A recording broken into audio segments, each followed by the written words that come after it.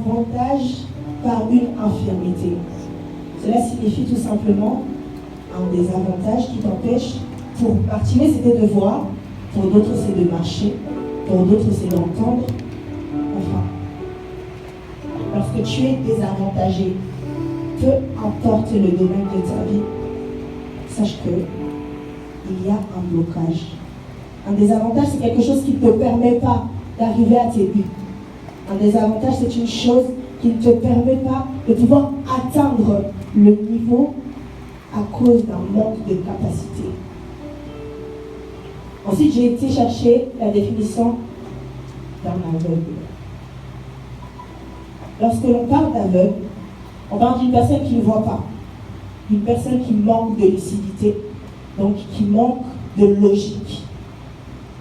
On parle d'une personne qui manque de clairvoyance et donc qui ne voit pas les choses de manière nette. On parle aussi d'une personne qui ne laisse pas passer le jour.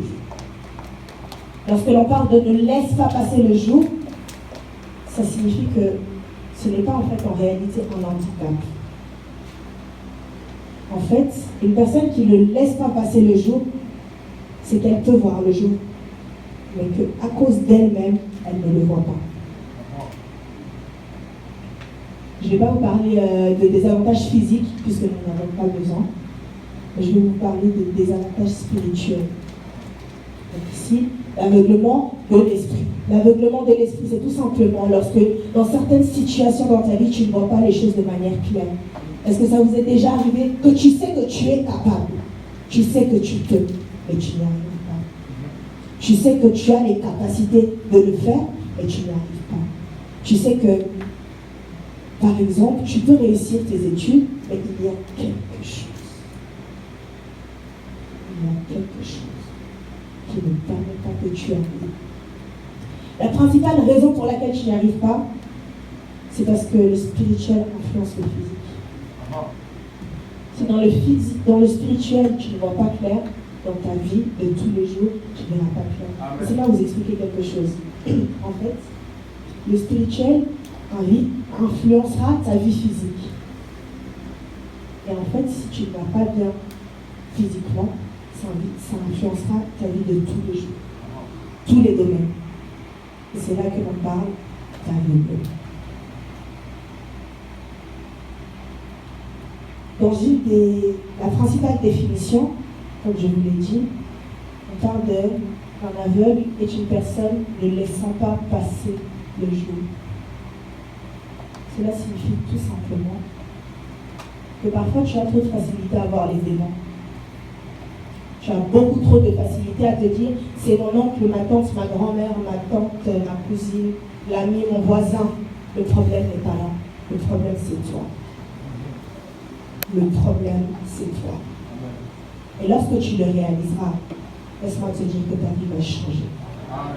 Ta vie va changer. Ici, Bartimée est un aveugle. Passons au second plan. Bartimée est un aveugle. Et le surnom qu'on lui donne, c'est Bartimée l'aveugle de Timée. Cela signifie quoi? Cela signifie tout simplement lorsqu'une situation est appropriée, l'étiquette est collée. On te donne le nom de ton problème. Je ne sais pas, je ne sais pas. Si par exemple, tu es une personne colérique et que par ta colère, tu n'arrives pas à atteindre un but, le surnom qu'on te donnera, ce sera la colérique. Là, tu sais, la fille qui se met en colère, la fille qui s'énerve très rapidement. Si tu es violent, on dirait le violent. Écoute, il y a certaines choses que tu ne dois pas accepter. Il y a certaines choses que tu ne peux pas accepter. Tous les noms que l'on te donnera ne sont pas acceptables, puisque chacun des noms que l'on te donne influencera ta vie. Lorsque tu veux être riche, fais-toi appeler riche. Lorsque tu veux réussir, dis que moi je suis une personne de succès. Lorsque tu... Écoutez, dans la Bible, Dieu dit, j'avais dit, vous êtes... Qui connaît ce verset? Et Dieu. Et la chose qui fait de nous des dieux, c'est parce que Dieu nous appelle des dieux. Est-ce que quelqu'un comprend cela? Yes, amen. Si Dieu t'appelle Dieu, tu es Dieu. Alléluia. Et donc tu ne peux pas accepter n'importe quoi. Ton comportement ne peut pas être comme celui d'un mendiant. Puisqu'ici, là, écoutez, le fait que Bartimée était aveugle, c'est ce qui l'a conduit à mendier. Dans la vie, ici, il mendiait l'argent, il mendiait le pain, puisqu'il ne pouvait pas se permettre d'aller travailler comme tout le monde et de pouvoir avoir ce qu'il voulait. D'autres personnes mendient l'amour auprès des hommes. Ils mendient la paix auprès des hommes. Ils mendient la joie, toujours auprès des hommes. Toujours auprès des hommes. L'homme est incapable de te donner l'amour. Il est temps que tu ouvres les yeux. L'homme ne te donnera pas la paix. L'homme ne te donnera même pas l'argent. Parce que si tu veux l'argent, va travailler.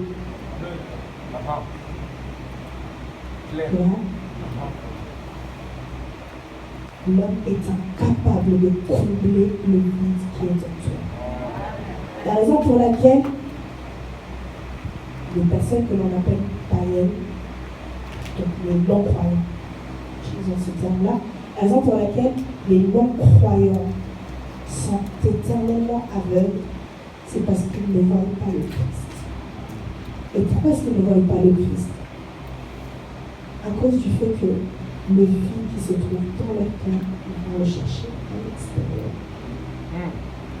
S'il y a une chose que moi j'ai appris, c'est que tout ce qui m'est essentiel me vient de Dieu.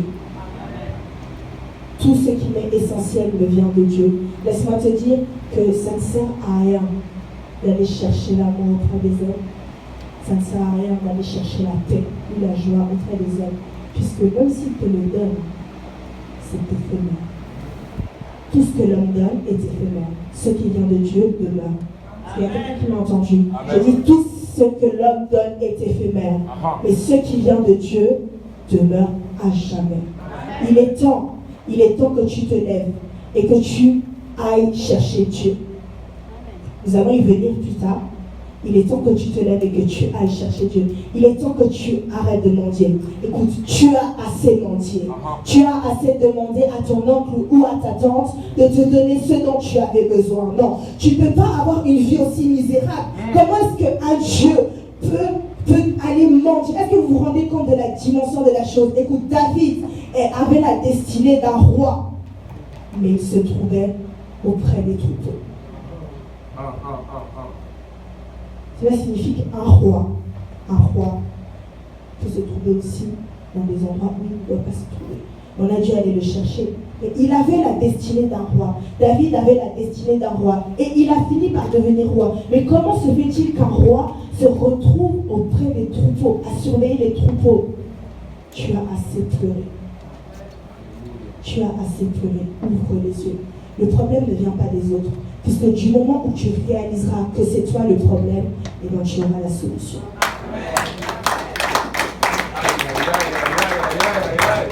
Tu as assez pleuré, tu as assez mendié, tu as assez demandé. Pourquoi auprès des hommes? Qu'est-ce que l'homme a plus de toi pour te le donner? Vous êtes tous pareils, nous sommes tous pareils. Nous sommes tous au même niveau. Mais la raison pour laquelle certains arrivent et d'autres n'arrivent pas, c'est que certains mendient et d'autres ont l'argent. Aïe, aïe, aïe, aïe, aïe, aïe, aïe, aïe. Avance. Je ne comprends pas. Ça veut dire que la raison pour laquelle tu n'y arrives pas, c'est que toi tu restes à mendier. Pendant que toi tu mendies, d'autres vont au travail. Come on, avance. Tu dois ouvrir les yeux. Tu dois ouvrir les yeux. Faites de cette prière la principale prière de vos vies. Seigneur, ouvre-moi les yeux. Ouvre-moi les yeux, que je puisse voir de manière claire. Puisque tout à l'heure, je vous ai dit qu'au final, si on dit ne laissons pas passer le jour, ça veut dire que tu peux voir. Ça veut dire que tu peux tout avoir. Il n'y a rien qui te manque. Laisse-moi te dire que, en plus du fait que tu connaisses le Christ, il n'y a rien qui te manque. Amen. Tu n'as rien à demander à l'homme. Tu n'as rien à mendier à l'homme. Tu n'as pas à mendier puisque tu peux. Tu peux. Tu peux. Tu peux. Bartimée, mon Dieu.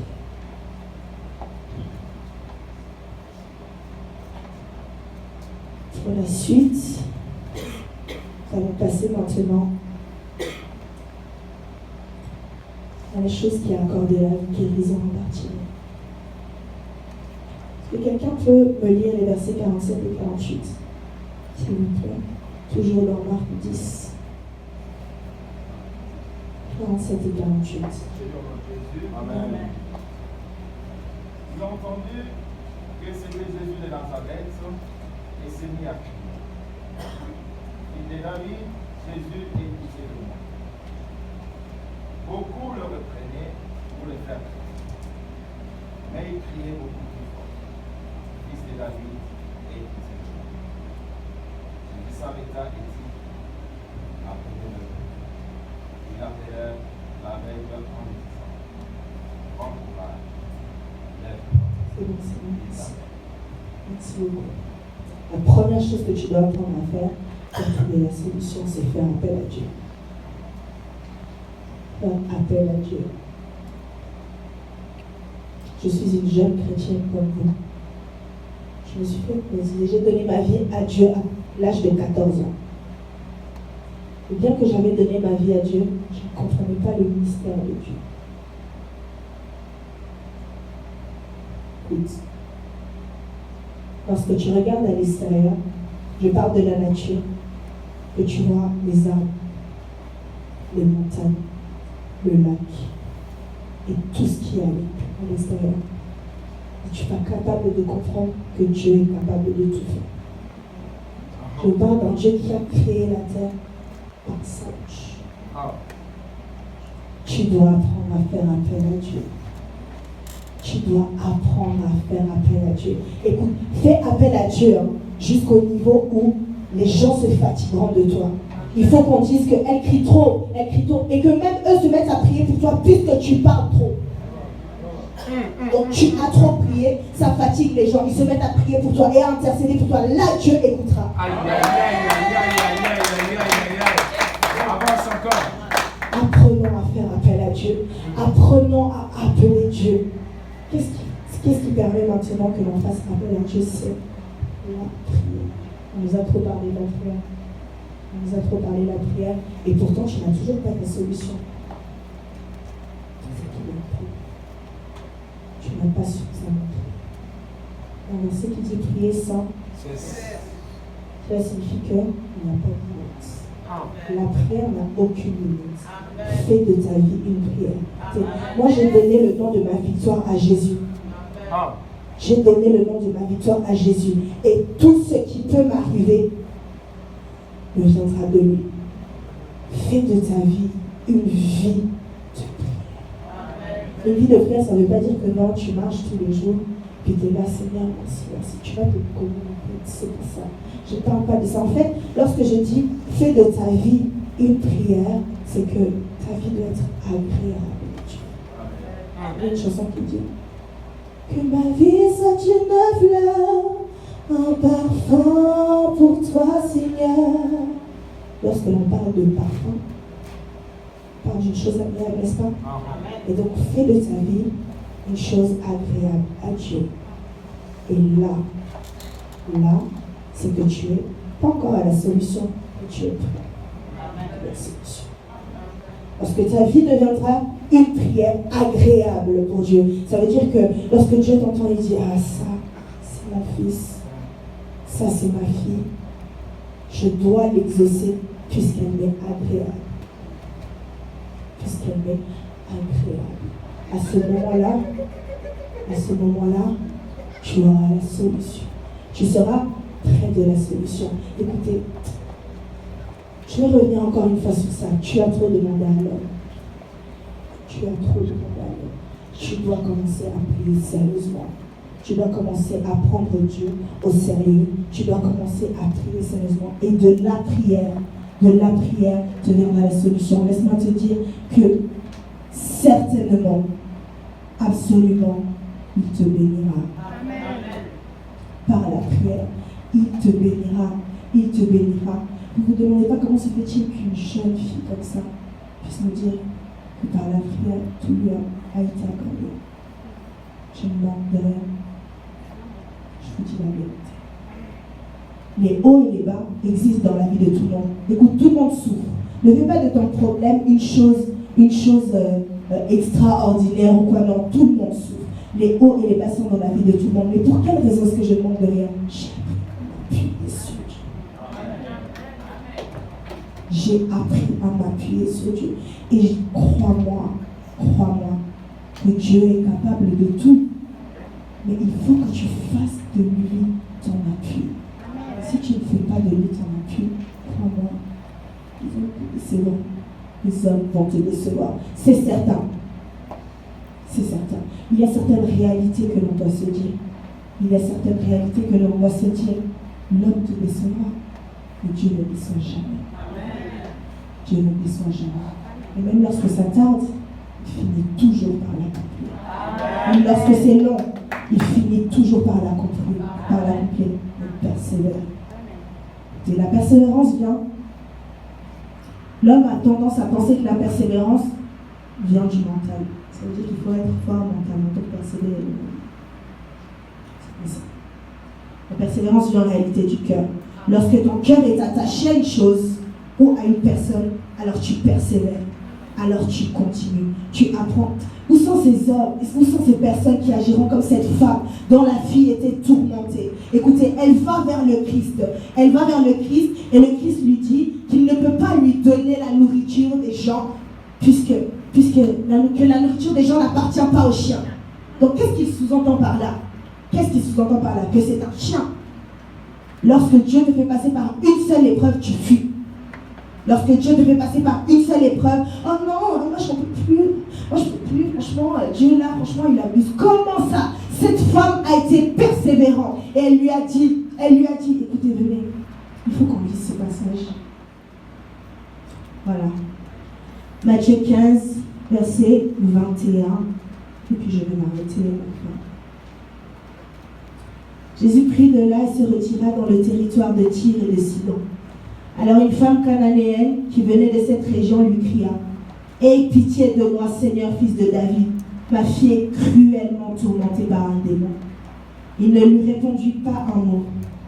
Ses disciples s'approchèrent et lui demandèrent « Renvoie-la, car elle crie derrière nous. » Il répondit « Je n'ai été envoyé qu'aux brebis perdues de la communauté d'Israël. » Mais elle vint se prosterner devant lui et dit « Seigneur, secours-moi. » Il répondit « Il n'est pas bien de prendre le pain des enfants et de le jeter aux petits chiens. »« Oui, Seigneur, dit-elle, mais les petits chiens mangent les miettes qui tombent de la table de leur maître. » Alors Jésus lui dit « Femme, ta foi est grande, sois traitée conformément à ton désir. » À partir de ce moment, sa fille fut guérie. Écoutez, Jésus a sous-entendu que cette femme était comme un chien puisqu'elle était non-croyante. Mais par sa persévérance, sa fille a été guérie. Est-ce que vous vous rendez compte de la foi de cette femme? Où sont les femmes qui vont pleurer pour leur fils comme Anna? Comme Anne. Excusez-moi. Où sont ces femmes? Où sont ces personnes comme Job que Dieu va mettre à l'épreuve et qui diront « Je sais. Mon rédempteur est vivant. » Tu ne persévères pas suffisamment. Laisse-moi te dire que tu n'as pas suffisamment souffert. En réalité, c'est ça. Puisqu'une personne qui a réellement souffert ou qui est réellement blessée, croyez-moi que pour avoir le sourire juste, elle va persévérer. Persévère. Ne te laisse pas ralentir par les choses. J'ai l'habitude de dire que le problème est qu'en fait, tu te concentres sur la chaleur du désert alors qu'il y a un puits au fond. Le problème est là. Puisque si tu savais qu'il y avait un puits au fond, crois-moi, même s'il faut courir, tu vas courir. Persévère dans les prières, persévère dans les supplications, que ta foi soit grande. Que ta foi soit grande. Si tu veux, Si tu veux persévérer, si tu veux persévérer, apprenons à être assidus. Où est passé ce zèle des jeunes croyants? Quand tu viens de rencontrer Dieu, tu es sérieux, hein, ce que tu fais. Lorsque l'on vient de rencontrer Dieu, on est très sérieux. Quand il s'agit d'arriver à l'heure à l'église, tu arrives avant tout le monde. Lorsqu'il s'agit de prier pour tes frères et sœurs, tu es là. Lorsqu'il s'agit d'être éveillé aux prières, tu es là. Tu persévères, puisque c'est le début. Mais lorsque le vent arrive, tu tombes. Est-ce que vous trouvez ça normal? Je ne pense pas. Je ne pense pas. Tu n'as pas donné ta vie à Dieu pour que ce soit facile. Une fois, je discutais avec l'une de mes tantes et elle m'a dit, Marion, j'écoute. Tout ce qui est facile n'a aucune valeur. Tout ce qui est facile à avoir n'a aucune valeur. Ce qui a de la valeur, c'est ce qui a été compliqué à avoir. Tous tes buts par lesquels lorsque tu as voulu les atteindre, tu es passé par tous les problèmes de la terre. Tout est arrivé. Sache que Dieu est derrière. Dieu a permis que Job, qui était une personne juste, vous vous rendez compte qu'un juste a souffert puisque Dieu l'a permis. Il voulait juste tester sa foi. Et toi, lorsque Dieu te teste un peu, tu tombes. Arrête de pleurer. Arrête de pleurer. Pour quelle raison est-ce que tu pleures?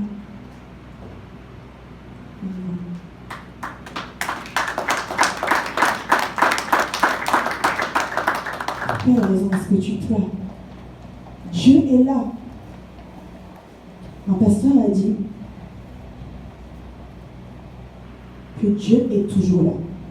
Mais que tu réalises qu'il est là uniquement lorsque tu fais entrer dans ta tête qu'il est là. Ça veut dire que Dieu est là. En tout temps, Dieu est là. Dieu est là. Mais pourquoi est-ce que tu as peur? De quoi est-ce que tu as peur? Persévère. Puisque Dieu est là. Dieu est là. Je n'ai jamais connu un homme capable de faire le quart même de ce que Dieu a fait. Les problèmes arrivent, mais pourtant tu es en vie. Ce n'est pas une raison pour laquelle tu dois adorer et louer le Seigneur. Est-ce que vous vous rendez compte? Je vais vous expliquer en quelques minutes qu'est-ce que la grâce. Lorsque nous disons à Dieu, Seigneur, fais-moi grâce, nous avons l'habitude en fait de penser que Seigneur, donne-moi une voiture, donne-moi la capacité de pouvoir acheter une maison, permets-moi de pouvoir réussir mes études, permets-moi de faire ci et ça. Laisse-moi te dire que tu peux marcher, c'est une grâce. Tu peux faire tous les mouvements, c'est une grâce. Parce que vous vous rendez compte qu'il y a des gens qui naissent mais qui n'ont pas de jambes. Il y a des gens qui naissent mais qui ne peuvent pas entendre. Il y a des gens qui naissent et qui ne peuvent pas voir. Il y a des gens qui naissent avec des handicaps réels et physiques. Toi, les handicaps que tu as là, c'est spirituel. Et avec la grâce de Dieu, tu peux les vaincre. Mais d'autres naissent avec des handicaps physiques. Est-ce que vous réalisez la grâce de Dieu dans vous? Et tu n'arrives pas à persévérer. Tu resteras aveugle. Tu resteras aveugle. Ce qui a permis à Bartimée de pouvoir se faire entendre juste par Dieu, c'est le fait que même lorsque l'on arrêtait, il continuait à prier. Fils de David, aie pitié de moi. Et là on lui dit arrête, tu fais du bruit, arrête, tu fais du bruit. Fils de David, aie pitié de moi. Et là, le Christ l'a entendu. Dieu a besoin que tu pries maintenant. Tu as beaucoup chuchoté. Tu as beaucoup trop chuchoté. Tu as besoin que maintenant tu te lèves et que tu cries. Tu as besoin que tu fasses du bruit, que la terre entière entende. Écoutez, apprends à faire du bruit jusqu'à ce que même les anges disent au ciel, Seigneur, Seigneur. Je crois que la sœur là, trop. Maintenant là, il faut que tu fasses quelque chose parce qu'elle nous dérange ici. Dérange les anges. dérange les hommes et dérange même les démons. Dérange et persévère dans les prières, que rien ne t'arrête. Tu es important aux yeux de Dieu. Crois-moi que tu es important. Et même tu es essentiel. Puisque si l'homme n'était pas là, alors qui parlerait de Dieu? Si tu n'étais pas là, qui parlerait de Dieu? Qui parlerait de Dieu si tu n'étais pas? Alors persévère, persévère. Et même lorsque l'on t'arrêtera, continue à persévérer. Et même lorsqu'on te stoppera, continue à persévérer. Et que rien ne t'arrête jusqu'à ce que tu arrives à ta guérison. Gloire à Jésus. Yes.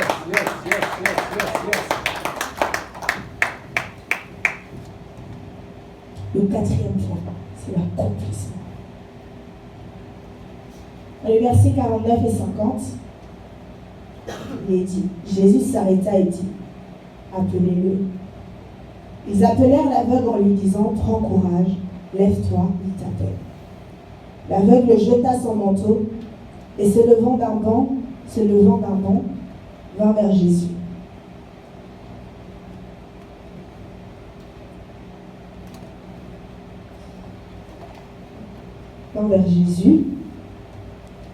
Jésus prit la parole et lui dit, que veux-tu que je fasse pour toi? Mon maître, lui répondit l'aveugle, que je retrouve la vue. Écoutez, lorsque Dieu se décide d'agir dans ta vie, même les gens qui t'arrêtaient là, même les gens qui ne voulaient pas que tu arrives à ta bénédiction, crois-moi qu'ils viendront te chercher. Ils viendront te chercher. Ils viendront te dire, il t'appelle. Il t'appelle. Même ceux qui ne voulaient pas. Les combats sont en réalité, les combats spirituels, les combats surnaturels sont naturels pour un chrétien. C'est tout à fait normal que tu sois combattu. C'est tout à fait normal. Le Christ même, qui était 100% homme, 100% Dieu, a été tenté. Et qui es-tu toi pour ne pas être combattu? Non, c'est un mensonge. C'est un mensonge. C'est tout à fait normal que tu sois combattu. Le problème, c'est qu'il faut absolument que non seulement tu persévères, mais que tu fasses tout pour pouvoir arriver à ta bénédiction. Et que tout, que la terre bouge, que tout bouge à cause de toi. Et laisse-moi te dire que ces personnes-là qui ne voulaient pas, et même si tu n'as pas forcément des combats avec les personnes, même le diable a un problème avec toi. Laisse-moi te dire qui tu es. Il faut que tu comprennes peut-être qui tu es, pour comprendre la raison pour laquelle tu es combattu. Lorsqu'on parle du Christ ici, on l'appelle. Est-ce que quelqu'un peut me donner une réponse? Comment appelle-t-on le Christ? Comment appelle-t-on le Christ dans ce passage? D'accord. David était roi. David était roi, n'est-ce pas? Ok. Bon. Est-ce que vous savez qu'un roi ne peut affronter qu'un roi? Que ce soit clair. Là, je parle au niveau physique. Au niveau physique, un roi ne peut avoir qu'un roi. Ça veut dire que le sang royal coule, peu importe où tu te trouves, puisque le Christ était fils d'un charpentier. Au niveau physique, là je vous parle au niveau physique, ça veut dire que malgré qu'il était fils d'un charpentier, et donc qui se trouvait être parmi, comment on peut dire, il n'était pas parmi les gens les plus haut placés de ce monde, il n'était pas parmi les rois ou les mages. Il était fils d'un charpentier, mais malgré cela, fils de David, et donc fils d'un roi. Et par cela, il était roi, n'est-ce pas? D'accord. Et il y a un verset qui me dit, à tous ceux qui l'ont reçu, et qui ont cru en son nom, il leur a donné le pouvoir d'être appelés enfants de Dieu. Amen. Tu n'es pas n'importe qui. Tu n'es pas n'importe qui. Tu n'es pas n'importe qui. Tu n'es pas n'importe qui. Amen. Et je pense même que le Christ savait en fait. Le Christ savait que même si je dois mettre à part mon côté Dieu, même si je dois mettre à part mon côté Dieu, que je dois peut-être au devant des hommes du moins, mettre en avant mon côté physique. Je reste le fils de David. Aïe, aïe, aïe, aïe, aïe. Ah, ah, ah, Tu n'es pas n'importe qui. ah. Non, non. Et un roi ne se sent pas n'importe comment. Un roi ne se comporte pas n'importe comment. Et un roi, fils de Dieu, ne s'arrête pas de prier. Tu dois comprendre qui tu es. Lorsque tu auras compris qui tu es, alors tu arriveras à certaines choses. Non seulement tu arriveras à certaines choses, les gens vont te respecter. Les gens vont te respecter puisque, dites-moi, qu'est-ce qu'il avait d'attirant physiquement le Christ? C'est lui. Mais du fait qu'il était fils de David, même si tu ne croyais pas en lui, tu vas croire. C'est le fils d'un roi. Tu te dois de le respecter, même si tu ne le connais pas ou il n'est pas riche, il n'a rien à pouvoir te donner. Mais du fait qu'il était le fils d'un roi, écoutez, on l'appelle fils de David ici. Lorsque je vous ai lu le passage de la femme tout à l'heure, elle l'appelait comment? Fils de David. C'est une marque de respect. Fais-toi respecter. Exige le respect. Comporte-toi comme un roi. Comporte-toi comme une reine. Assieds-toi comme une reine. Tu ne peux pas parler n'importe comment. Tu ne peux pas te vêtir n'importe comment. Tu ne peux pas faire n'importe quoi puisque tu es un roi. Et crois-moi que ce que tu veux que l'on voie de toi, c'est ce que l'on voit. Alléluia. Lorsque Bartimée dit au Christ, Seigneur, je veux retrouver la vue. C'est une prière très simple. On n'a pas parlé 15 minutes, quoi. Il a été très clair. Seigneur, je veux. Écoute, parenthèse, apprends à être clair avec Dieu. Dieu sait tout, mais Dieu a besoin de l'entendre de ta bouche. Dieu sait tout. Crois-moi que lorsque tu es malheureux ou malheureuse, Dieu le sait, Dieu le voit. Je parle d'un Dieu omniscient. Ça veut dire qu'il sait tout.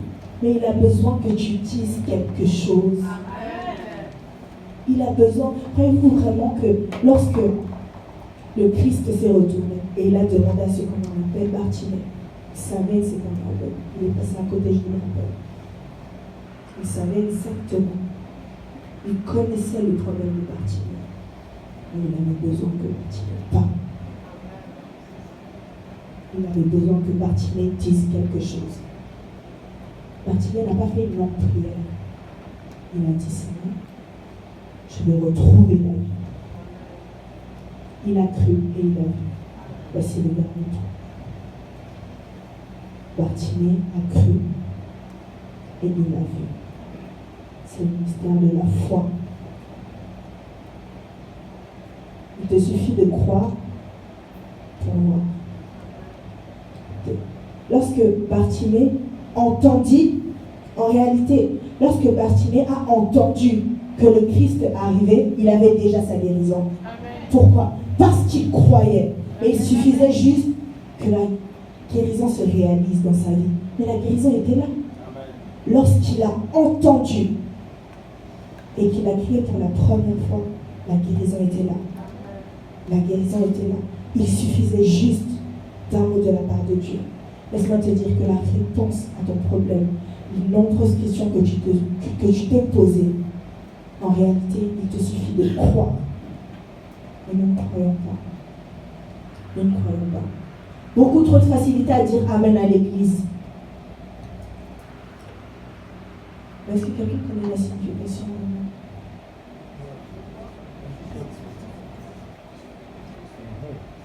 J'y crois. Lorsque tu dis Amen, tu dois y croire. Et y croire fermement. Fermement. Tu dois y croire fermement. Tu dois savoir que la solution est derrière cette parole. Ne crie pas Amen pour rien. Ne dis pas Amen pour rien. Oui, c'est une manière de peut-être t'aider à propulser ta foi. Non, écoute, tu dois y croire. Lorsqu'un enfant va auprès de son père ou de sa mère et qu'il lui demande quelque chose, même si son père dit non, il va dire, papa, s'il te plaît. Pourquoi? Parce qu'il croit en son père. Il sait. Et finalement, qu'est-ce que le père va faire?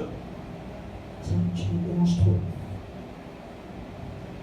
C'est exactement ce qui devrait se passer. Mais ça ne se passe pas pourquoi? Parce que tu ne crois pas. Tu pries, et tu ne sais même pas ce que tu dis. Est-ce que ça vous est déjà arrivé? Tu pries. Au final, tu te rends compte que toute ta prière, là, pendant 15 minutes, tu as dit seulement Seigneur, merci. Seigneur, merci. Seigneur, merci. Seigneur, merci. Seigneur, merci. Seigneur, merci. Seigneur, merci. Seigneur, merci pourquoi? Merci, Seigneur, merci, Seigneur, merci. Arrêtons de prendre toutes les choses à la légère. Il a suffi que Bartimée croie pour moi. Il a suffi que Bartimée croie pour moi. Vous vous rendez compte du niveau de sa foi? Vous vous rendez compte des choses? Je ne sais pas si vous réalisez qu'en fait, il n'a pas eu besoin ni de lui donner quoi que ce soit, ni de lui offrir quoi que ce soit. Parce que tu vas auprès d'un homme et que tu lui demandes quelque chose, tu vas commencer à le flatter. Non, oh, t'es jolie aujourd'hui, t'es bien habillée, ah, t'es comme ci, t'es comme ça, t'es comme ça. Dieu n'a pas besoin de ça.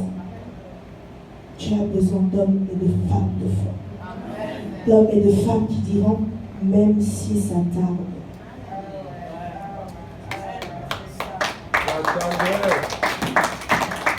Même si ça tarde, ça va plaire. Certainement. La foi de Bartimée lui a donné la vie. Vous vous rendez compte qu'une personne qui voit ce qu'elle est capable de faire, une personne qui voit, et dans les membres de son papa, est capable de tout faire. Elle est capable de tout faire. Ça veut dire que dans la guérison de Bartimée, se trouvait sa richesse. Je vais vous expliquer ça. Lorsque Bartimée a vu, ce n'était plus mon Dieu, mais un Dieu. Cela signifie donc que dans ta bénédiction, dans ta guérison, dans ta réussite, c'est là que se trouve Dieu. Mais pour cela, il faut que tu crois fermement. Il faut que tu crois fermement. Je vais vous parler d'une chose qui m'est arrivée. Lorsque j'étais à l'école obligatoire, mes 3 dernières années, moi je n'ai pas commencé directement mes années, je ne sais pas comment on dit maintenant, mais en gros, en BSB, si on peut dire ça comme ça. J'avais commencé en G, puis j'ai dû ensuite aller en B. Lorsque je suis allée en B, croyez-moi, ils ont tout essayé pour me faire tomber. Tout. Ils ont tout essayé. Le certificat, je l'ai eu, parce que je croyais avec Dieu. Je pouvais. Et je le savais. Une fois, mon prof m'a convoqué et il m'a dit, dernière année, et il m'a dit, Marianne, je vois que cette année, tu as des difficultés. Tu ne pourrais pas descendre de niveau. Dernière année. Je vois que tu as des difficultés. Tu ne pourrais pas descendre de niveau avant mes examens. Je l'ai regardé. Et je lui ai dit, je ne descendrai pas, mais j'aurai mon certificat. Et tu l'as eu. Lorsque j'ai dit j'aurais, je savais que je l'aurais. J'ai arrêté de prier par rapport à mon certificat, puisque je savais que je l'aurais. J'ai arrêté de pleurer pour mon certificat, puisque je savais que je l'aurais. Et ce que je veux avoir, ce que je crois que je vais avoir, c'est ce que je vais avoir.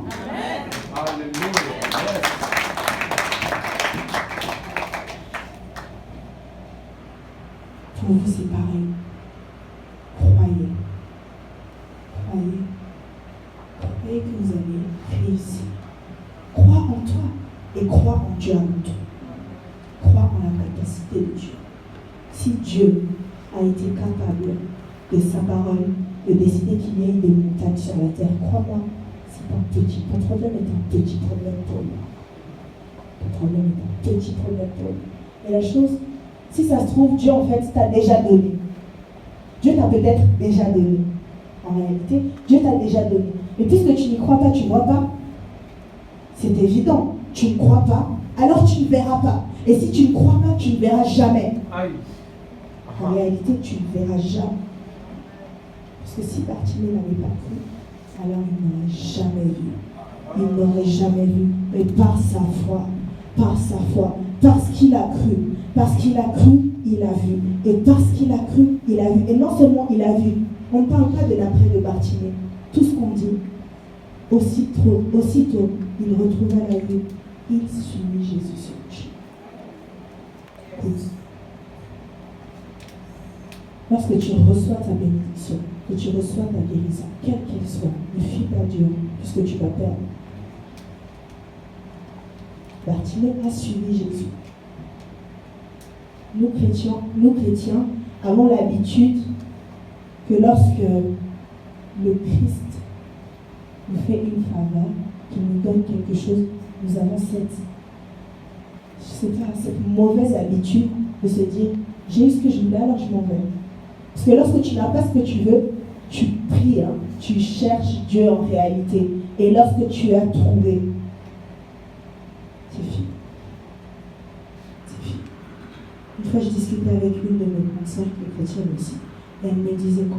Elle me disait, il y a certaines personnes que Dieu ne bénit pas que s'il connaît leur cœur. Dieu peut te bénir. Il peut te donner. Le problème, c'est que tu es beaucoup plus assidu quand tu es pauvre. Il va te donner la richesse. Tu es beaucoup plus assidu lorsque tu as des problèmes. Alors il permet. Il ne permettra pas. Il va te donner, par exemple, le strict nécessaire. Et si ton cœur est attaché à Dieu, alors tu auras ton trésor. Tu auras ton trésor. Crois-moi, tu auras ton trésor. Mais attache-toi à Dieu. Ne viens pas vers Dieu puisque tu as trop de problèmes. Ne donne pas ta vie à Dieu puisque tu as trop de problèmes, puisque tout le monde a des problèmes. Sinon, comme ça, tout le monde donnera sa vie à Dieu. Nous avons tous eu des problèmes. Et je pense que moi, je suis encore très jeune, je n'ai pas tout vu. Donc j'en aurai encore. Et ce sera pire. Ne donne pas ta vie à Dieu puisque tu as des problèmes. Ne prie pas puisque tu as des problèmes. Non. Comment ça? C'est comme si je me disais qu'un enfant, lorsque je demande par exemple à Benji, est-ce que tu aimes ta maman? Il me répond, ah oui. Lorsque je lui demande, pourquoi est-ce que tu aimes ta maman? Il ne va pas me dire parce qu'elle m'achète des jouets. Parce que le cœur d'un enfant est attaché à sa mère parce que c'est ça. Tout simplement. Amen. Tu dois t'attacher à Dieu parce que c'est ton Dieu. Il n'y a pas de raison. Il n'y a pas de raison à l'attacher à Dieu. Puisque ce que Dieu te donne, il peut le retirer. Ce que Dieu te donne, il peut le reprendre. Crois-moi. Il est très bon. Dieu est très bon. Non, on ne bloque pas Dieu. On s'attache à Dieu parce qu'on aime Dieu. Est-ce que Dieu t'a béni puisque tu lui donnes quelque chose? Et puis qu'est-ce que tu donnes à Dieu qui fasse qu'aujourd'hui il te bénisse? Non. Dieu n'a pas besoin de ce que tu lui donnes en réalité. L'œuvre de Dieu a besoin d'avancer. Mais Dieu n'a pas besoin de ce que tu lui donnes. Ne pense pas que parce que tu as fait une œuvre, Dieu va se dire, ah là, ça c'est ma fille. Franchement, là, je vais faire quelque chose pour elle, puisqu'elle a décidé de bénir mon nom. Jamais. Dieu te donne plus qu'il est bon. Dieu t'aime. Dieu t'aime. Dieu t'aime. Tu es le fruit de ses mains. C'est-à-dire que pour la terre, il a parlé, pour toi, il a parlé. Je veux qu'elles sont comme ça. Elles sont comme ça, qu'elles sont comme ça. Pour toi, il a pris de toi. Dieu ne donne pas ce que tu lui donnes, que personne ne remonte. Je t'aime à cause de son amour, tout ça. Alors apprends à aimer Dieu. Apprends à aimer Dieu, tout simplement à cause de ce qu'il est aussi. Réalise chaque matin. Je veux que nous fassions tous cet effort. Chaque matin, que l'on réalise la bonté et la grandeur de Dieu. Que l'on réalise tout ce que Dieu a pu faire dans nos vies. Tu as beaucoup pleuré, tu as aussi souri. N'est-ce pas? Tu as beaucoup pleuré, mais tu as souri aussi. Chaque matin, Dieu se lève et sourire. pendant que d'autres qui ont été plus justes que toi perdent le souffle. Tu sais pourquoi? À cause de son amour. Chaque matin, il va prendre la décision, il va dire, lui doit marcher aujourd'hui. Elle doit être en bonne santé aujourd'hui.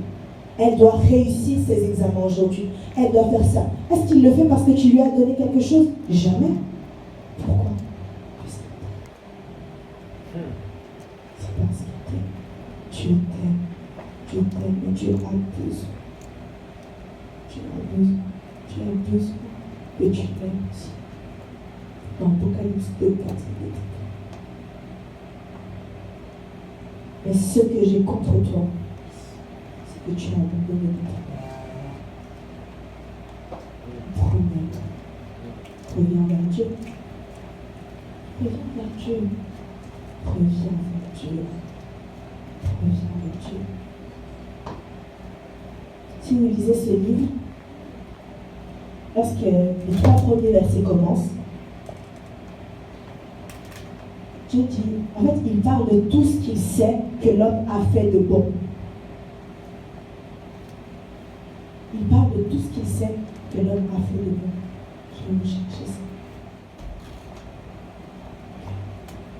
Écrit à l'ange de l'église d'Éphèse, voici ce que dit celui qui tient les 7 étoiles dans sa main droite, celui qui marche au milieu des 7 chandeliers d'or. Je connais tes œuvres, ton travail et ta persévérance. Je sais que tu ne peux pas supporter les méchants.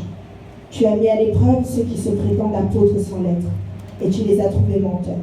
Oui, tu as de la persévérance, tu as souffert à cause de mon nom, et tu ne t'es pas lassé. Et ce que j'ai contre toi, c'est que tu as abandonné ton premier amour. Lorsque tu te lèves très tôt le matin pour venir à l'église, que tu es fatigué, Dieu voit. Dieu voit.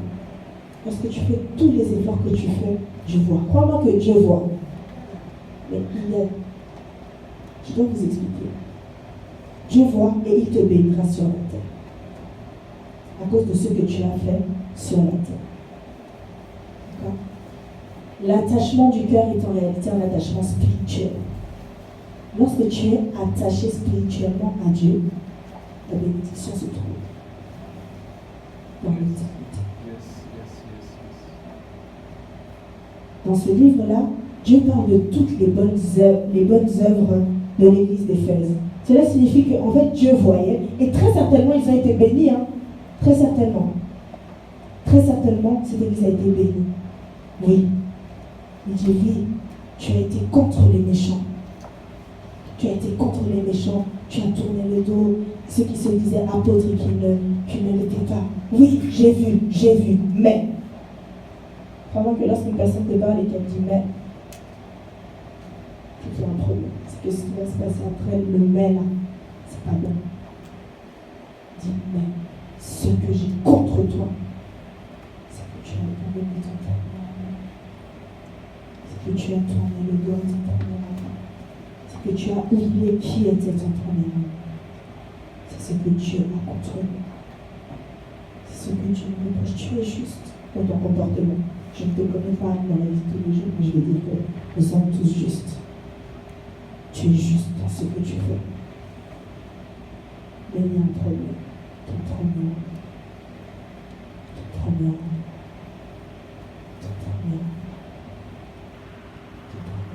Parce que ça va dire lire dans Matthieu 15, 8. Le verset dit, ce peuple prétend s'approcher de moi et m'honore des lèvres, mais son cœur était loin d'eux. Ce n'est pas parce que tu viens à l'église que tu aimes Dieu plus que celui qui ne vient pas. Puisque aujourd'hui, de toutes les manières, on vient aussi à l'église pour montrer ses vêtements, pour montrer qu'on prie. C'est une réalité du 21e siècle. Cela ne signifie pas que ton cœur est attaché à Dieu. Dieu a besoin que ton cœur soit attaché. C'est ce que Dieu recherche, des cœurs qui seront attachés à lui. Dieu te bénira, Dieu te guérira, Dieu te donnera tout ce dont tu as besoin. Crois-moi, si tu as la foi et que tu persévères dans les prières, Dieu te le donnera. mais continuez à suivre Jésus. Continuez à suivre Jésus. Continuez à suivre Christ. Crois-moi que Dieu va te donner. Dieu va te donner. Dieu va te donner. Mais il faut que tu continues. Que tu le suives. Bartimée a retrouvé la vue. Et ensuite, il a suivi le Christ. Cela signifie qu'il ne s'est pas arrêté juste à la bénédiction, qu'il a continué. Enfin, comme a dit l'apôtre Paul, je vous parle comme à des personnes intelligentes. Jugez vous-même de ce que je vous dis. Que Dieu vous bénisse. Amen.